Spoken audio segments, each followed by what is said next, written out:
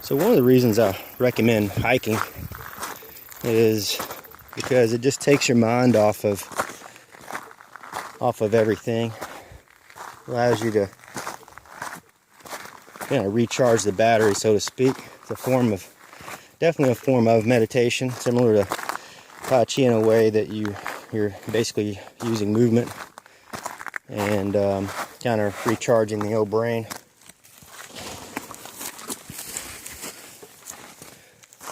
And walking is really good.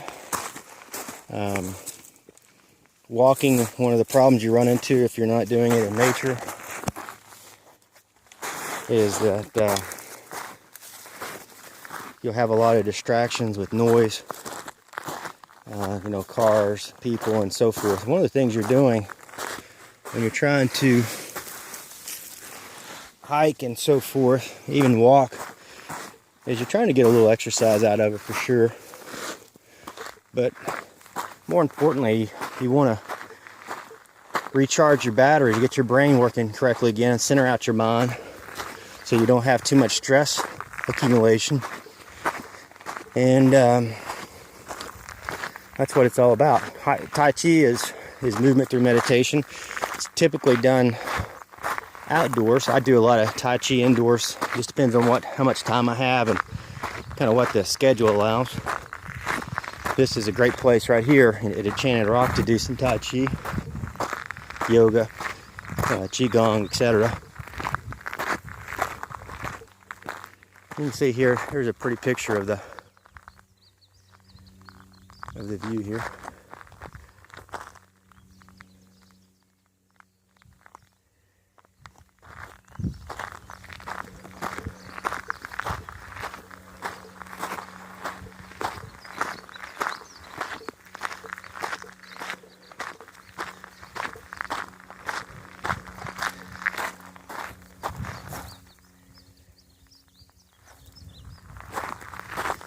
You can see this big rock in the background.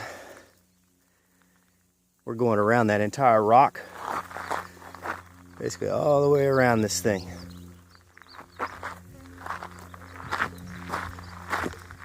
When you do your hiking, you just have to find out what works best for you. Our family, we're really very lucky that we have a trail actually right next to our home in Lakeway. Takes about 1 minute to actually walk to it, and then you're in nature. Now here I drove about an hour, and the reason why I did that was because this is just one place where you can really, it's good to do different things, but this is just one place you can really dial in your mind. I like to come here to start the week, so I can kind of lay everything out that I'm looking for, what I'm trying to do for the week, maybe month, maybe year. And when I get into my meditation practice of going into the Tao, which is really just going in, deep inside yourself and asking the hard questions and asking for the solutions. Basically, the asking you will receive philosophy. And could be about anything. You could make that. It could be just some of the things you're doing in your life that you don't feel like are the right way. You don't feel like you're on the right path. Whatever it is, the problems are. After you get into a deep meditative state, start asking yourself the hard questions and asking yourself for the solutions. What's the best way? What's the best path? When you get into the deep meditative state, in my belief, the Tao will give you the answers, and it's your job to follow that and to continue to meditate, continue to work and adjust and evolve.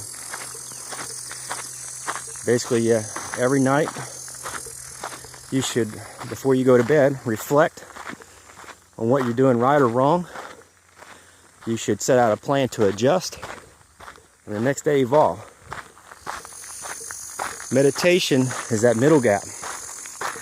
So, no wrong way to meditate other than not doing it. You have to let your monkey mind start to go away. Monkey mind is your mind bouncing from one tree to the next, basically one thought to the next, and it's just racing with all this craziness. Pretty much everybody's works the same.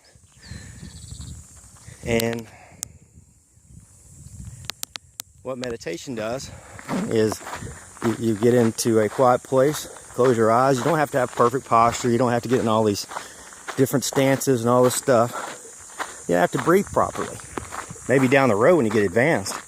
You just have to sit and wait and allow yourself to get comfortable and allow everything to be silent and wait until your mind starts to settle. And when it settles, it'll get to a centered state.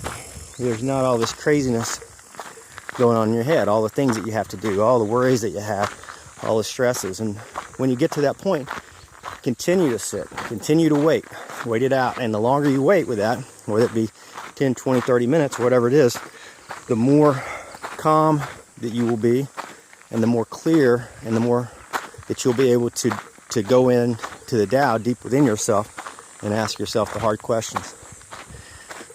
Yeah, that's kind of hard to do when you're doing hiking and walking. So what I'm talking about is use hiking to kind of get your mind into a certain place of calm, and then you will once you've got to that point, then what'll happen is you will go over, get some shade, or maybe when you get home, when you cool down, go into meditation and just wait until your mind gets clear. It doesn't make the problems go away. It makes the way you handle the problems change. It makes the way your outlook. If you have whatever problems they may, if you have problems with your family, if you have problems with finances, if you have problems with whatever in the world it may be, you're probably still going to be there. But the way you handle it, the way you look at them, will not bother you as bad. And then the solutions that you ask for will, in time, start to change. Start to get you out of some of these holes you've created. And these problems that you created in your life. Also allows you to start to work on mindfulness, which is kind of outside of meditation. That goes back into more reflect, adjust, and evolve, which is picking out who you want to be and making the right decisions. You know, figuring out yourself. Don't try to figure out others. It's going to be hard enough to figure out yourself. It's going to take several years of training and awareness to do that.